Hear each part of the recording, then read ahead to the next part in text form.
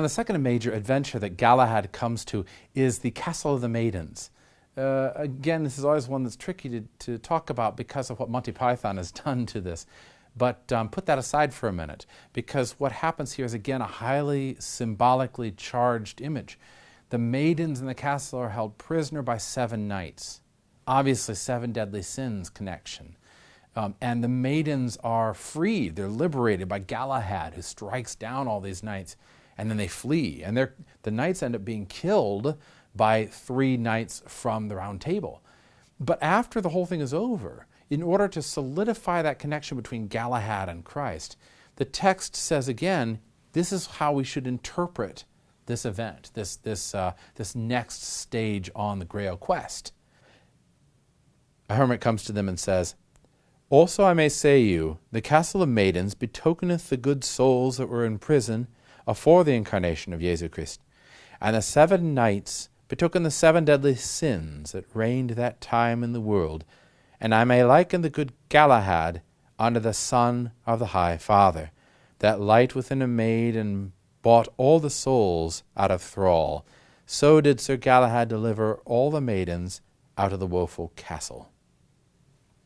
So again, in case there was any question, Galahad and Christ are identities in this story. They are the same thing. This is what we call in literature hypostasis. Hypostasis is where one image is recast in another story and another image, but they're the same image. They're representing the same thing.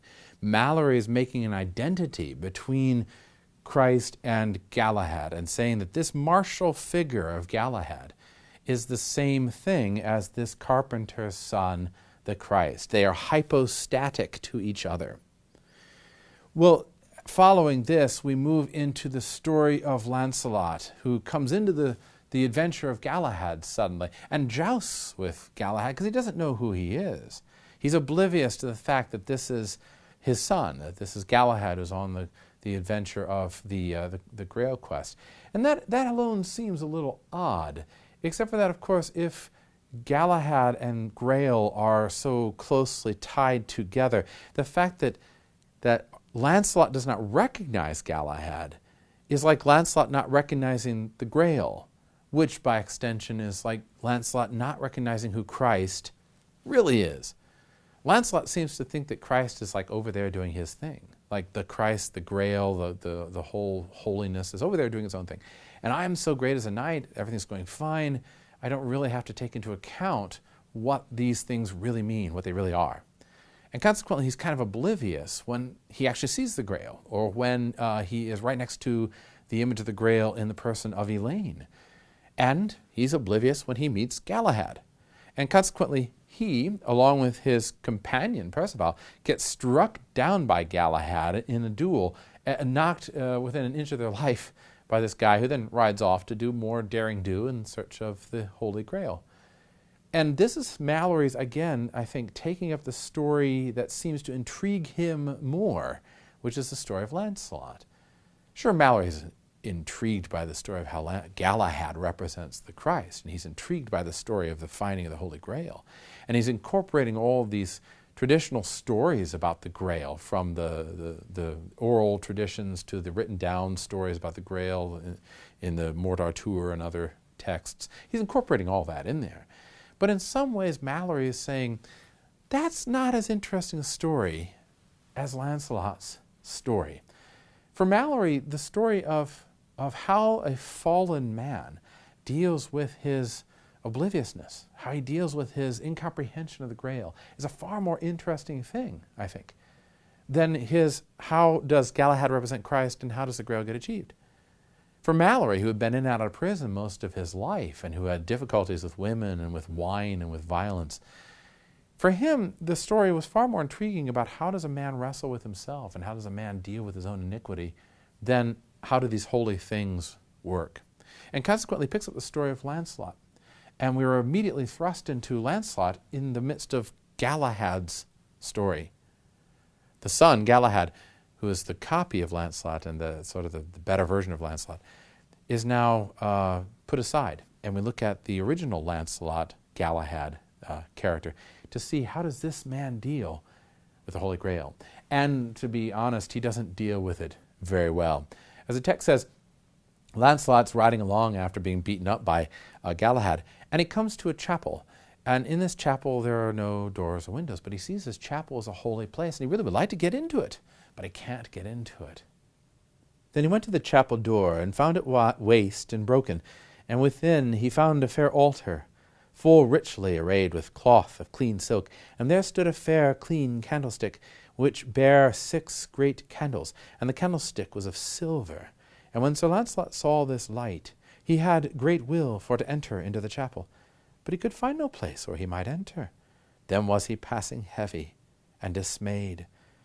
Then he returned and came to his horse, and did off his saddle and bridle, and let him pasture, and unlaced his helm, and ungirt his sword, and laid him down to sleep upon his shield tofore the cross. So first he comes to a cross in the road, and he comes to this chapel, and he looks in the chapel, and lo and behold, it's silver inside, and beautiful and white. In many ways, the colors and the light and the peace and the calm are very much like Elaine. They remind one of Elaine. They remind one of that peace and that calm that Elaine exudes. The whole caring for Lancelot and the whole sense of belonging that Elaine offers. And yet, Lancelot can find no way in. It is, I think, a wonderful statement, and in some ways a terrifying statement, because he sees, like a man in a cage looking through the bars, he sees what's on the other side. The beauty and the glory of heaven, not as brilliant and bright and filled with sun imagery, but as peaceful, calm, white and silver like the moonlight, like Elaine.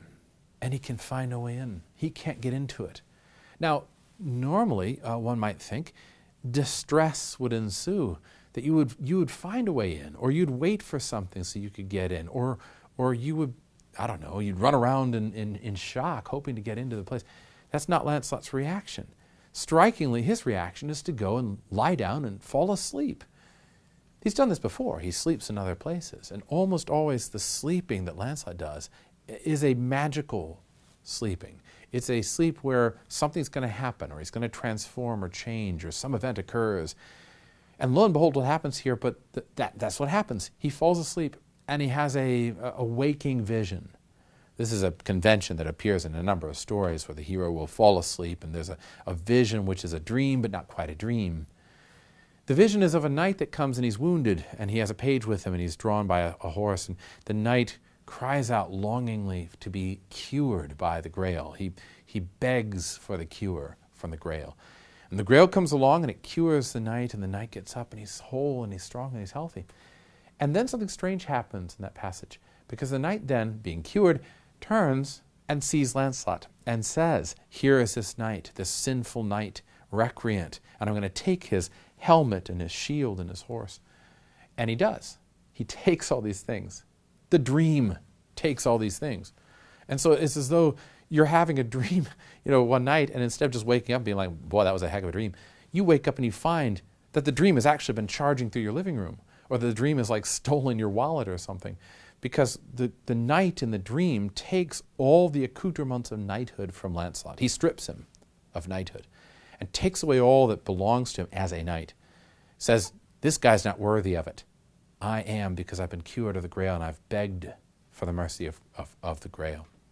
And consequently afterwards, Lancelot, when he wakes up and sees these things, he's just terribly distressed. He says to himself, not only did I fail at the chapel, but I've also failed afterwards by falling asleep. And so he goes to a hermit. And I think this is a wonderful passage. He goes to a hermit and he confesses, for the first time in the story, by the way, he confesses what he holds to be his sin.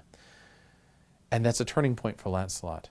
It's a moment where he suddenly realizes, I'm not able to do this on my own. There's something I've been missing. What is it? What is that thing I've been missing? And he begins asking that question, which then I think leads him to be able to actually accomplish the Grail further on down the road.